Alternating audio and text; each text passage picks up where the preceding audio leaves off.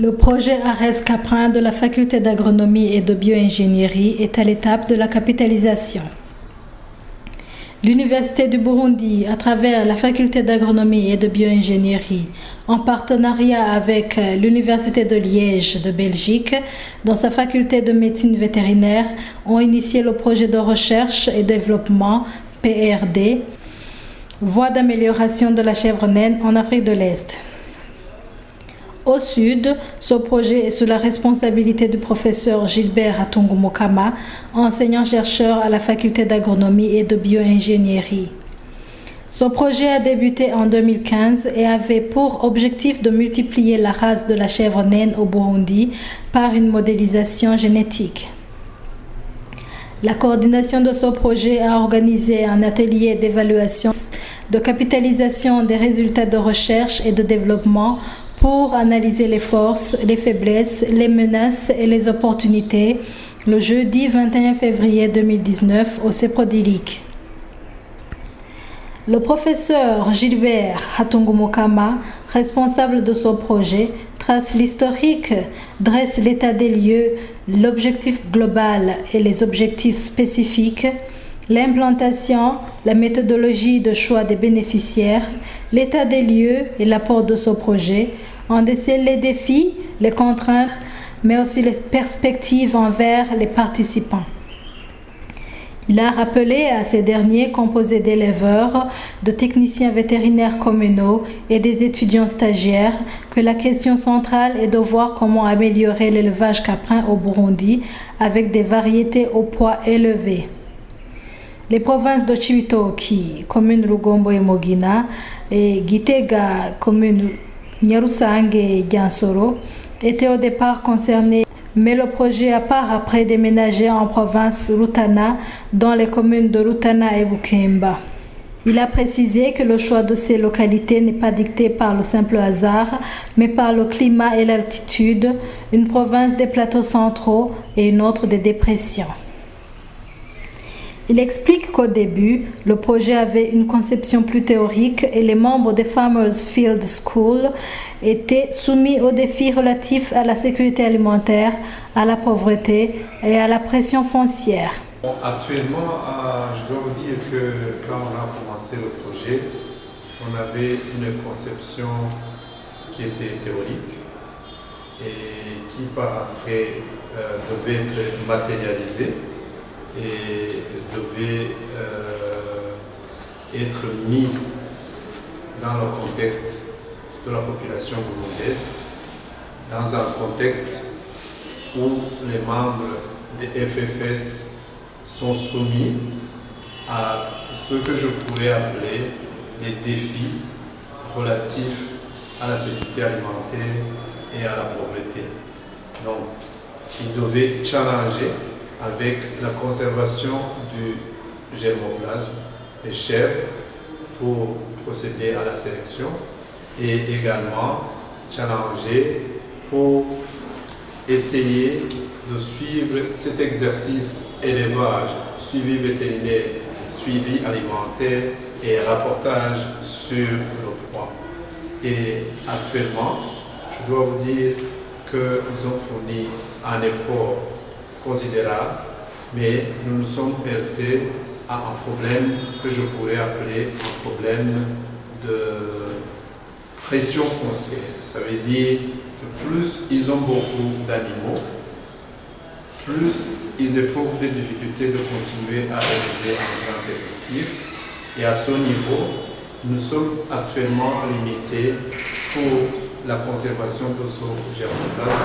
Et actuellement, on est en train de leur demander quel est le niveau de satisfaction, comment est-ce qu'on pourrait poursuivre ce projet d'élevage basé sur la sélection, tout en sachant qu'on doit continuer à avoir un troupeau que je pourrais dire considérable pour procéder aux modélisations génétiques.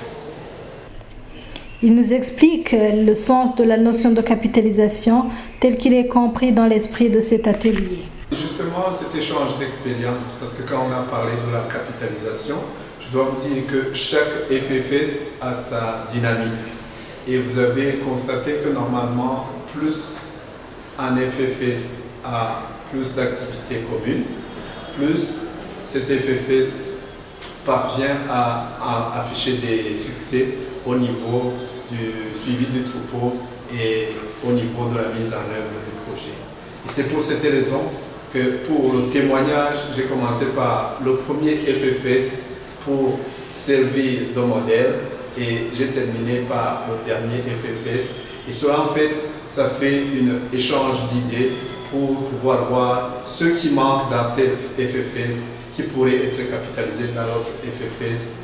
Et ce qu'on a remarqué, le premier avait aussi besoin des idées du dernier parce que nous avons des mécanismes que j'appelle des mécanismes d'adaptation parce que le processus de sélection au niveau du monde rural est bien différent d'un processus de sélection au niveau des stations de recherche.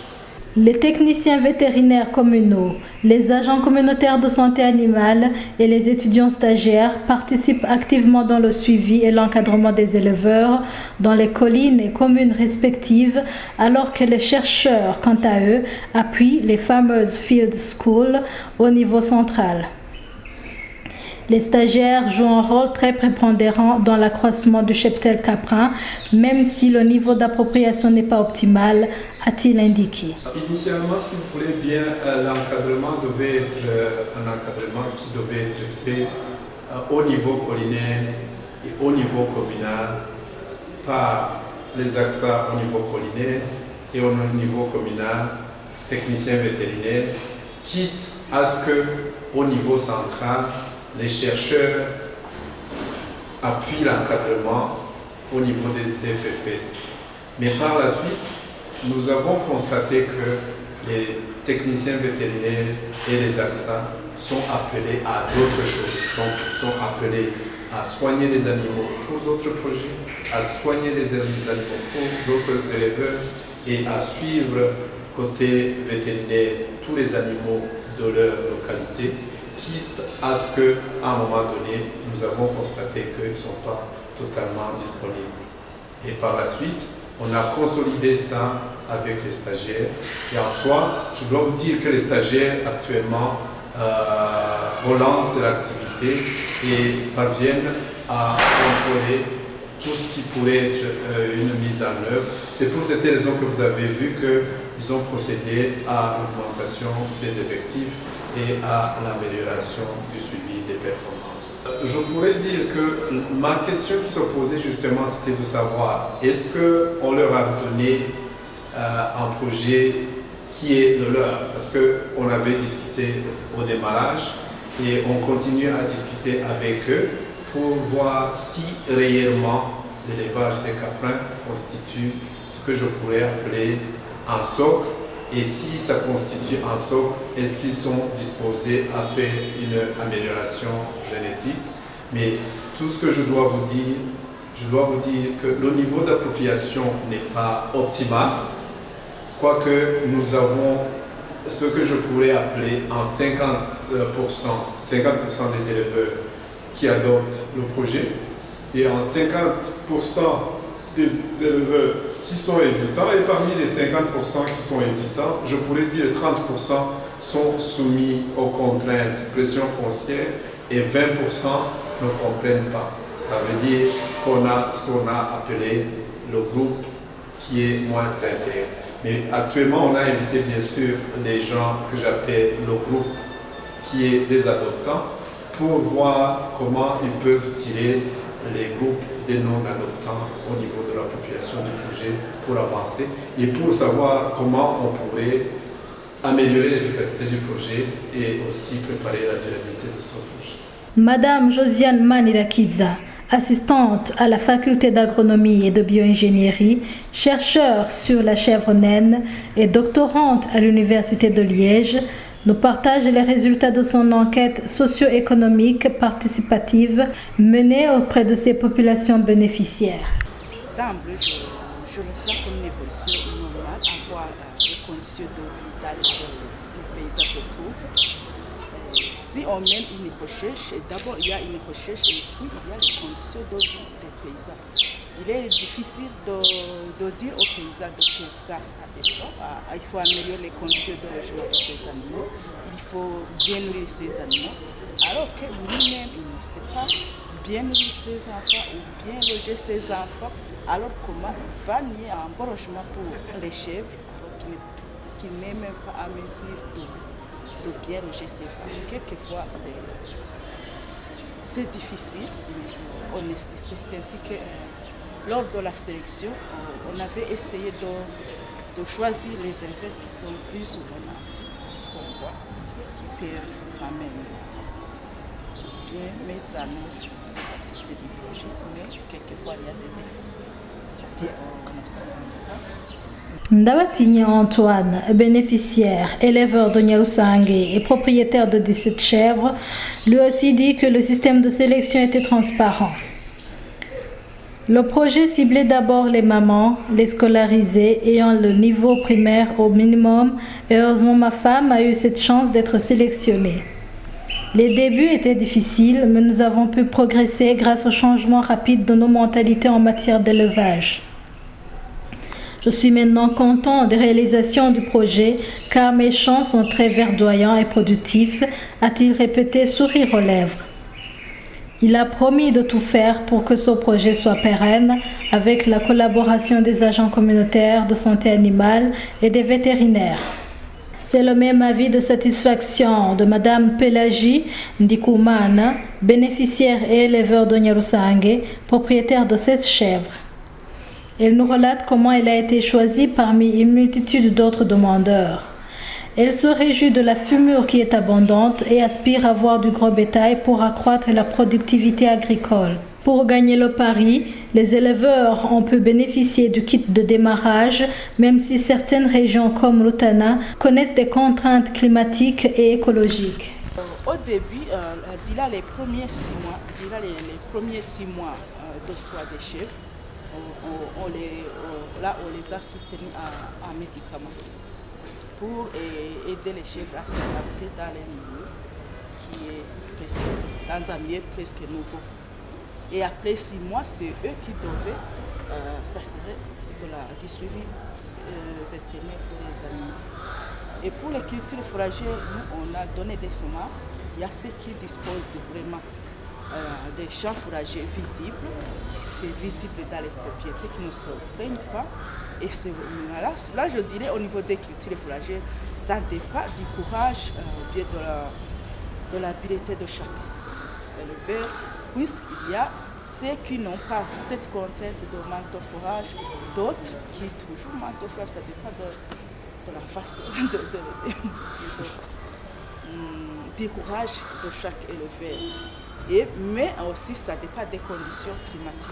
Là, dans la région de l'Utana, on a donné les semences, mais rien n'a poussé. Il y a les termites, il y a des saisons sèches longues qui inhibent le développement optimal des cultures fourragères. Mais ici, dans les montagnes, il n'y a pas de contrainte de pluie, il n'y a pas de termites.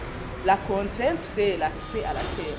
Le rôle des encadreurs est d'une grande efficacité pour la pesée et la cohérence des données. La logique était toujours ça pour assurer un suivi régulier effectivement pour bannir ces vagues. Sinon, j'ai constaté que dans les habitudes de la chèvre, même s'ils n'ont pas de besoin, il y a des gens qui ont cette habitude de vendre les chèvres, mais s'ils n'ont pas vraiment de besoin.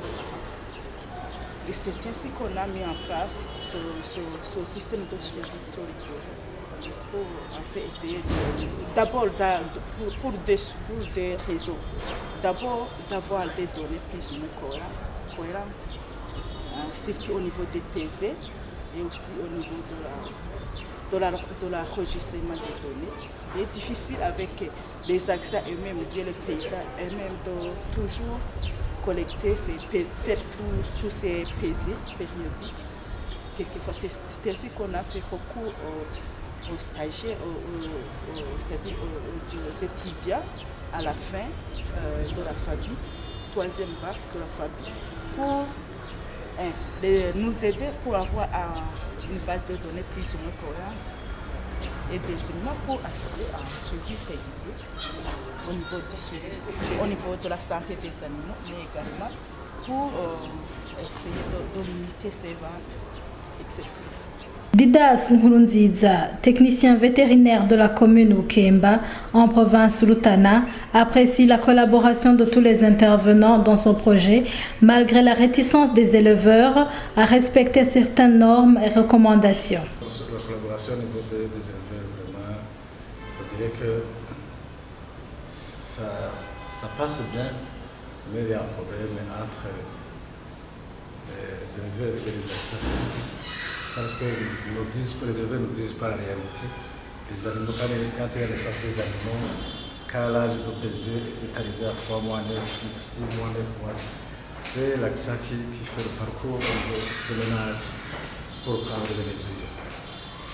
De notre côté, la collaboration est très bonne, mais malheureusement, ces éleveurs ne respectent pas les consignes, les recommandations, pour le donne, surtout en matière de l'amélioration de l'élevage.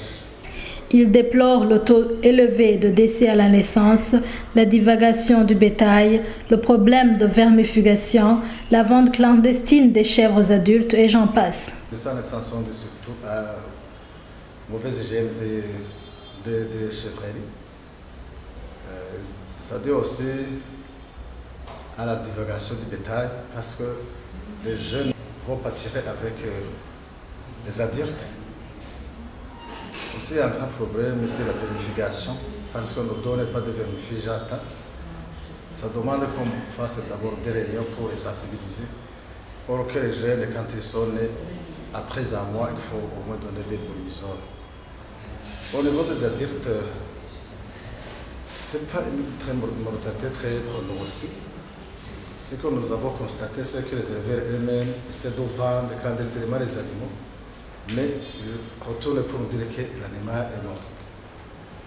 Si la chèvre est mort, mais on leur demande quand même de nous donner des boucles qu'on met sur les oreilles pour voir si réellement l'animal est mort. Mais actuellement, on a essayé de faire des mobilisations, de sensibilisation. On a commencé à leur dire que quand il s'agit d'un animal mort, l'expertise doit être obligatoire pour l'autopsie, qu'on doit faire l'autopsie et voir si l'animal est mort ou a été vendu. Malgré les efforts déployés, le taux de mortalité des petits est trop élevé suite au manque d'hygiène dans les chèvreries, la parasitose et les verminoses. Les chèvres sont également vendues par certains récalcitrants auxquels il faut infliger des sanctions. Et s'il y a une tendance à la vente des animaux, la croissance des effectifs n'est pas là et nous manquons un troupeau considérable pour pouvoir faire la modélisation et nous manquons un troupeau qui va jusqu'à la 3e génération.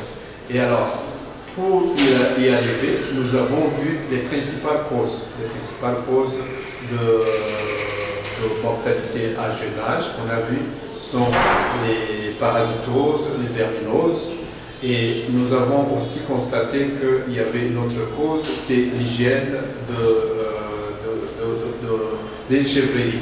Alors, nous allons nous atteler à améliorer la disponibilité des soins vétérinaires. Je veux dire, vous avez vu que dans les prochaines étapes, ils ont parlé de la consolidation des pharmacies vétérinaires villageoises et nous allons également améliorer les chèvreries et également nous allons améliorer une communication active en encadrement dans le sens de la préparation des naissances et dans le sens de la conduite des chevaux jusqu'à l'âge que je pourrais appeler de sevrage. Concernant les méventes, la solution sera immédiate, c'est qu'ils ont des contrats, ils vont commencer à procéder à l'inventaire des récalcitrants et nous allons retirer les animaux et nous allons les donner aux gens figurant sur la liste suivante. Vous avez vu qu'il y a par exemple un éleveur qui était sur la liste de réserve, qui avait reçu 2 chèvres. Actuellement, il a 10 chèvres. Le projet a enregistré pas mal de difficultés qui ont été surmontées lors de la réalisation. Au niveau des difficultés rencontrées, normalement, dans la conception du projet, on s'attendait, si on donne cette masse de chèvres, de 600 chèvres reproductrices, On s'attendait qu'après 3 à 4 ans, si tous ces chèvres donnent des petits, on s'attendrait à une base de données assez suffisante. Mais avec les réalités de terrain, il y a beaucoup d'avortements, il y a beaucoup de mortalité de petits, ce qui diminue la masse ou bien la base de données. Ça, c'est avec ces mortalités, avec ça, c'est-à-dire ça allonge le temps d'avoir une base de données assez suffisante qui est souhaitée pour faire ces analyses. Et l'autre contrainte, c'est là où on a alors pris cette décision de mettre les étudiants stagiaires, puisque eux, ils ont un temps assez suffisant de rester avec les élèves. Sinon, avant, c'était pour travailler avec les techniciens vétérinaires. Eux, on a vu qu'ils sont occupés dans autre chose. Là, l'important, c'est de recevoir la petite somme. Et finalement, il n'y a pas assez de temps pour suivre les élèves. C'est là où d'ailleurs, l'échec est. Non, la contrainte était censée à ce niveau-là. Ces techniciens n'avaient pas le temps de faire un suivi au niveau sanitaire, au niveau de la collecte des données, ou de visiter les élèves. Mais finalement, on a vu après le changement, là où on a mis les étudiants, c'est là où on a finalement commencé à voir des effets positifs au niveau de la réduction des mortalités et même au niveau de la santé des animaux et même au niveau de la qualité des données. Tout en évoquant que le programme de sélection est trop long et très exigeant, la crainte liée à la pérennisation des acquis reste fondée après le projet car certaines émulations ne seront plus garanties aux encadreurs. Il y a cet aspect durabilité qu'on veut, mais il y a aussi cet aspect au niveau du suivi, puisque tous ces gens qui assurent le suivi, que ce soit les vétérinaires et les axes, sont payés, ils ont une petite prime. Et cela, ça leur donne le courage de faire le suivi. La question que je vois se pose après le financement de le projet, puisque ces gens-là ne seront pas toujours motivés à se suivre. Et avec cette tendance des paysans à vendre les chèvres, c'est là où pose le problème de la durabilité. Alors, dans la conception, ce projet de recherche pour la sélection, normalement, ça devait être un projet à long terme qui dit les mêmes plus de 10 à 20 ans pour avoir des résultats palpables. Par exemple, dire le poids moyen d'une chèvre à une année, actuellement, s'il est de 12 kg, on peut dire qu'on pourra s'attendre à des résultats visibles après au moins 10 générations. On pourra dire qu'on a avancé d'un kilo ou bien de 0,5 kg. Normalement, c'est un programme qui est trop là. Le programme de sélection, on n'aime pas beaucoup puisque c'est trop là. C'est pourquoi ça ne réussit pas beaucoup dans beaucoup de pays tropicaux, moins développés, puisque c'est un programme qui prend trop de temps, qui demande vraiment une patience et une longue période de collecte des données, de l'enregistrement du pédigré des animaux, l'enregistrement des performances avec des analyses statistiques trop rigoureuses. Emery, étudiant stagiaire à Rutana, dit que les caprins trouvent du fourrage, mais aussi une alimentation améliorée, telle que le sondori et la mélasse. Dans le morceau, on critique beaucoup. Il y a le sondori donc, qui, après avoir amené le riz dans la machine, il y a donc pêchage donc de cette épillé. Et il y a donc le sous-produit agro-industrie qu'on appelle le sondori. J'ai également conseillé donc les éleveurs de l'acheter. Ça coûte 200 francs par kilo, c'est très peu. Il est également revenu sur le taux de mortalité élevé des petits caprins, les chèvres à réformer pour la sélection. J'enregistre un taux de mortalité pour tous, surtout sur les jeunes caprins, de 6,1 dans le pays. C'est-à-dire, c'est peu par rapport avant de mon arrivée. Et donc, suite au suivi que j'effectue sur le terrain. Pour les adultes également, le taux également a diminué. Et il n'y a pas beaucoup d'enregistrement des décès. Madame Josiane Manilakidza n'a pas manqué d'épingler les perspectives envisagées par le projet à court, moyen et long terme. ainsi que dans les perspectives, on veut plus qu'après après le financement, on sera plus en mesure d'assurer un suivi rigoureux au sein des élèves. C'est ainsi qu'on a pris la perspective de transférer une chèvrerie au sein de la faculté. À tout égard, il y a de l'espace, il y a un espace assez suffisant.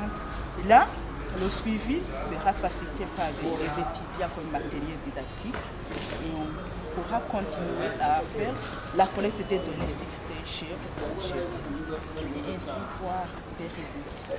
Mais dans ce cas, ça ne sera pas puisque le projet était recherche et développement puisque c'était fait avec les éleveurs. On a les données et en même temps les éleveurs, les chèvres aident les éleveurs à un peu sortir de les pauvretés. Là, cet aspect ne pourra pas continuer à bouger, à moins qu'il y ait un engagement à long terme pour que peut-être le gouvernement prenne en main la question ou bien l'université pour continuer à financer ces activités après le pays. Si l'université s'engage à prendre en charge ça, ou bien le gouvernement, nous les cherchons, on est prêt toujours à accompagner les élèves dans les activités. Le professeur Gilbert Hatungu Mukama a enfin révélé la feuille de route du projet par la création des associations villageoises d'épargne et de crédit, l'implantation d'une chèvrerie à l'Université du Burundi, la culture des plantes fourragères et bien d'autres actions. On avait très bien pensé, je crois que vous aurez l'occasion de bien voir, ça veut dire, on se disait, ces noyaux seront consolidants. Actuellement, on se focalise sur l'élevage des chèvres, mais nous voulons les consolider par des activités intégrées d'agriculture et nous voulons aussi les consolider par des activités d'associations villageoises d'épargne et crédit. Et en soi, nous préparons justement la durabilité au niveau rural. Et je dois vous dire qu'au niveau de l'université, nous avons déjà construit une chèvrerie. Nous sommes en train d'implanter les cultures fourragères et nous pensons, si vous voulez bien, commencer à amener le premier noyau des chèvres à la station, quitte à ce que ces chèvres vont servir à d'autres qui vont penser faire un projet de sélection de la chèvre naine d'Afrique de l'Est, qui est celle du Burundi. Et je dois vous dire aussi qu'il est attendu qu'on essaie de produire la fiche, mais on attendra le processus parce que même si on est à mi-parcours, nous avons des leçons que j'appelle négatives apprises et nous avons également des leçons positives apprises. Les participants à cet atelier ont fait des témoignages, ont partagé des expériences et enfin émis des recommandations qui constitueront un agenda du projet.